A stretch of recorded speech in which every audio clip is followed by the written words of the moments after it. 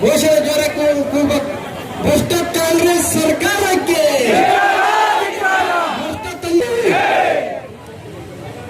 ಎಲ್ಲರಿಗೆ ಶರಣು ಶರಣಾರ್ಥಿಗಳು, ನಮಸ್ಕಾರಗಳು. ಇವತ್ತು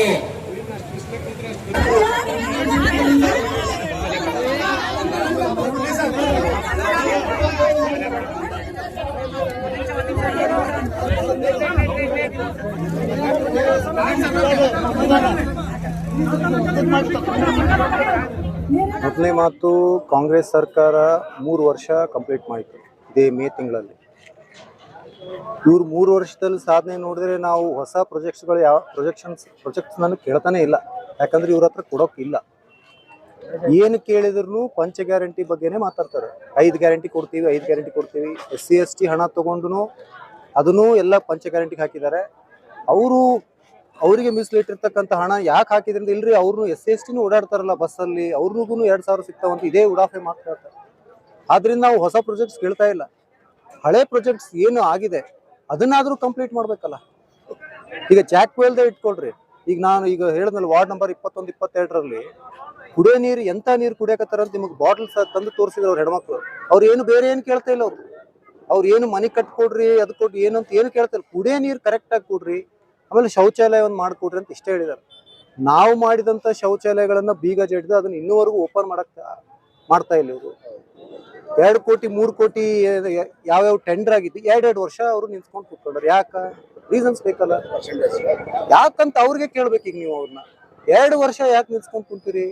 ಜಾಕ್ವೆಲ್ದ ಹಣ ಬಂದು 50 ಕೋಟಿ ಬಂದು ಅಂತ ಹೇಳ್ತಾರ ಈ ಸರ್ಕಾರದಲ್ಲಿ. ಅವಾಗ ನಮ್ಮ ಬೊಮ್ಮಾಯಿ ಅವರು ಅದನ್ನ ಹೇಳಿದ್ರು. ಅದು ಬಂದಿದ್ದು ಇದೇ ಸರ್ಕಾರದಲ್ಲಿ. ಅದು ಬಂದು 2 ವರ್ಷ ಆಯ್ತು. ಇಲ್ಲಿವರೆಗೂ ಅದನ್ನು ಕಂಪ್ಲೀಟ್ ಎಲ್ಲ ಸ್ಟಾರ್ಟೇ ಆಗ್ತಾ ಇಲ್ಲ ಇನ್ನೂರು. ಈಗ ಪರಿಸ್ಥಿತಿ ಇನ್ನೊಂದು ಅಂಶನ ಅಲ್ಲಿ ಭಾಷಣದಲ್ಲಿ ಹೇಳೋದು ಮರ್ತೋಯ್ತು. ನಾವು ಯಾಕೆ ಜಾಕ್ವೆಲ್ ತಗೊಂಬಂದಿ ಅಂದ್ರೆ, ಯಾದಗಿರಿ ಅವ್ರು ಎಂತ ನೀರು ಕುಡಿಯಕತ್ತಾರ ಅಂದ್ರೆ ಎಲ್ಲಾ ಚರಂಡಿ ನೀರು ಹೋಗಿ ಹಳ್ಳಕ್ಕೆ ಹೋಗ್ತದೆ, ಹಳ್ಳದ ನೀರು ನದಿಗೆ ಹೋಗ್ತದೆ, ನದಿ ನೀರು ಮತ್ತು ವಾಪಸ್ ಬಂದು ನಮಗೆ ನಾವೇ ಕುಡಿಬೇಕು. ಅದು ಇಲ್ಲೇ ಸೈಕಲ್ ಹೊಡೆಯಕತ್ತದ. ಅದರಿಂದನೇ ನಾವು ಜಾಕ್ವೆಲ್ ತಗೊಂಡ್ಬಂದಿತ್ತು. ಅದನ್ನ ಈಗ ಮುಗಿಸ್ಕೊಂಡಿದ್ರೆ ಇಷ್ಟೊತ್ತಿಗೆ ನಾವು ಒಳ್ಳೆ ಶುದ್ಧ ನೀರು ಬ್ಯಾರೇಜ್ ಹಿಂದೆ ಅದು ಜಾಕ್ವೆಲ್ಸ್ಗಾಗಿ ಒಳ್ಳೆ ನೀರು ನಮಗೆ ಸಿಗ್ತಿತ್ತು ಬ್ಯಾಕ್ ವಾಟರ್ಲಿಂದ. ಆದ್ರಿಂದ ನಾವು ಹೆಚ್ಚೇನು ಕೇಳ್ತಾ ಇಲ್ಲ. ನಾವು ಎಕ್ಸ್ಪೆಕ್ಟೇಷನ್ಸ್ ಇಟ್ಟೇ ಇಲ್ಲ ಇವ್ರ ಸರ್ಕಾರದ ಮೇಲೆ. ನಾವು ಕೇಳ್ತಾ ಇರೋದು ಮೂಲಭೂತ ಸೌಕರ್ಯ, ಕುಡಿಯೋ ನೀರು, ರಸ್ತೆ, ವಿದ್ಯುತ್. ರೈತರದಂತೂ ಇಷ್ಟು ಕೆಟ್ಟ ಪಾಡಾಗಿದೆ ಅಂತಂದ್ರೆ, ಅವರು ಮೊನ್ನೆ ನಾವು ಎಲ್ಲ ಹಳ್ಳಿಗಳಲ್ಲಿ ಹೋದಾಗ ಅವ್ರು ಒಂದೇ KSRTC ಒಂದು ಬಸ್ಸೇ ನಿಲ್ಲಿಸ್ತಾ ಇಲ್ಲ ಅಂತ ಹೇಳ್ತಾರೆ. ಅವ್ರು ಎಲ್ಲ ಎಕ್ಸ್ಪ್ರೆಸ್ ವೇ ಮಾಡಿದ್ದಾರೆ. ಯಾದಗಿರಿಂದ ಶಾಪುರ್ಗೆ ಹೋಗೋದು, ನಮ್ಮ ನಾಯ್ಕಲಲ್ಲಿ, ಮನಗನಾಳಲ್ಲಿ, ಖಾನಾಪುರ, ಗುಂಡಳ್ಳಿ ಮತ್ತೆ ದೋರ್ನಹಳ್ಳಿ ಎಲ್ಲೂ ಬಸ್ ನಿಲ್ಲಿಸ್ತಾ ಇಲ್ಲ. ಪಾಪ ಶಾಲಾ ಹುಡುಗರು ಯಾರು ದೋರ್ನಹಳ್ಳಿಯಿಂದ ಶಾಪುರ್ಗೆ ಹೋಗ್ಬೇಕು, ಅವ್ರು ಹೋಗಕ್ ದಾರಿ ಇಲ್ಲ. ಇನ್ನು ವಿದ್ಯುತ್ ಸಮಸ್ಯೆ ಅಂತೂ ಇಷ್ಟು ಆಗಿದೆ ನೋಡಿ. ಮೊನ್ನೆನೇ ಮಳೆ ಆಗಿದೆ, 3 ದಿವಸದಿಂದ ಮಳೆ ಆಗಿದೆ, ನಿಮ್ಗೆ ಎಲ್ಲರಿಗೂ ಗೊತ್ತಿದೆ. 2 ದಿವಸ ತನಕ ಅವ್ರಿಗೆ ಇನ್ನೂ ಕರೆಂಟ್ ಬಂದಿಲ್ಲ.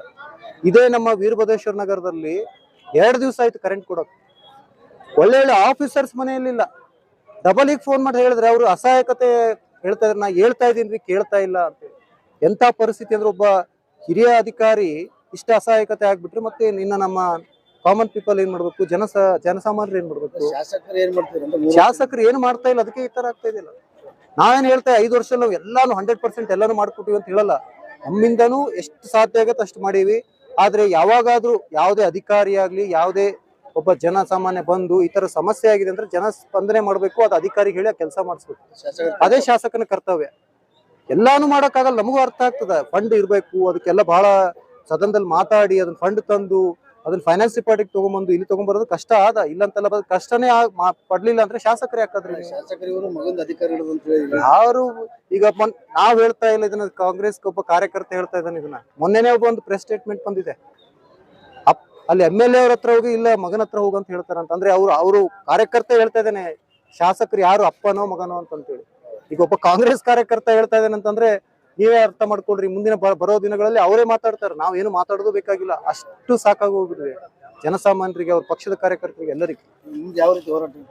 ಇದು ನಾನು ಈಗ ಹೇಳ್ದಂಗೆ ಫಸ್ಟ್ ನಾವು ಕಮಿಷನರ್ಗೆ ಆಲ್ರೆಡಿ ವಾರ್ನಿಂಗ್ ಕೊಟ್ಟಿದ್ದೀವಿ. ಅವರು ಹೇಳಿದಾರೆ ಇಲ್ಲ ಬರುವಂತ ದಿವಸದಲ್ಲಿ ನಾವೆಲ್ಲ ಸರಿಪಡಿಸ್ತೀವಿ ಅಂತ. ಸರಿಪಡಿಸಿದ್ರೆ ಓಕೆ, ನಮ್ದೇನೋ ಅವ್ರ ವಿರುದ್ಧ ಏನಿಲ್ಲ. ಇದು ವ್ಯವಸ್ಥೆ ಸರಿಗಿಲ್ಲ ಅಂತ ಮಾಡ್ತಾ ಇದೀವಿ. ಸರಿಪಡಿಸಲಿಲ್ಲ ಅಂದ್ರೆ ಇಲ್ಲಿ ಬಂದು ಮುತ್ತಿಗೆ ಹಾಕ್ತಿವಿ, ಆ ಗೇಟ್ ಕೀಲಿ ಹಾಕ್ತಿವಿ. ಯಾಕಂದ್ರೆ ಯಾವಾಗ ಜನಸಾಮಾನ್ಯರು ನೀವು ಪರಿಹಾರ ಮಾಡಕ್ಕಾಗಕ್ಕೆ ನೀವು ಇದ್ದೂ ಇರ್ಲಾರ್ದಂಗ. ಆಮೇಲೆ ಇನ್ನೊಂದು ಜೆಸ್ಕಾಮ್ ಬಹಳಷ್ಟು ಸಮಸ್ಯೆ ಇದೆ. ಜೆಸ್ಕಾಮ್ ಈಗ ನೆಕ್ಸ್ಟ್ ಟಾರ್ಗೆಟ್ ಇರೋದೇ ಅಲ್ಲಿ. ಅವರು ಸರಿಪಡಿಸಲಿಲ್ಲ ಅಂದ್ರೆ ನಾವು ಜೆಸ್ಕಾಮ್ಗೂ ಹೋಗಿ ಮುತ್ತಿಗೆ ಹಾಕ್ತೀವಿ. ಅದಕ್ಕೆ ಇನ್ನೊಂದು ವಿಶೇಷವಾಗಿ ಏನಂದ್ರೆ, ನಾನು ಪತ್ರಕರ್ತರಲ್ಲಿ ವಿಶೇಷವಾಗಿ ವಿನಂತಿ ಮಾಡ್ಕೊಳ್ಳೋದೇನಂದ್ರೆ, ದಯವಿಟ್ಟು ಇಲ್ಲಿ ಏನೇನು ಜನಸಾಮಾನ್ಯರು ಸಮಸ್ಯೆ ಆಗಿದೆ ಅವನ್ನ ನೀವು ನಿಮ್ಮ ಪೇಪರಲ್ಲಿ ಮೀಡಿಯಾದಲ್ಲಿ ತಗೊಂಡು ಬಂದು ಅಧಿಕಾರಿಗಳಿಗೆ ಎಚ್ಚರ ಕೊಡಬೇಕಾಗಿ ನಿಮ್ಮಲ್ಲಿ ನಾನು ಕಳಕಳಿಯಾಗಿ ವಿನಂತಿ ಮಾಡ್ಕೊಳ್ತೇನೆ.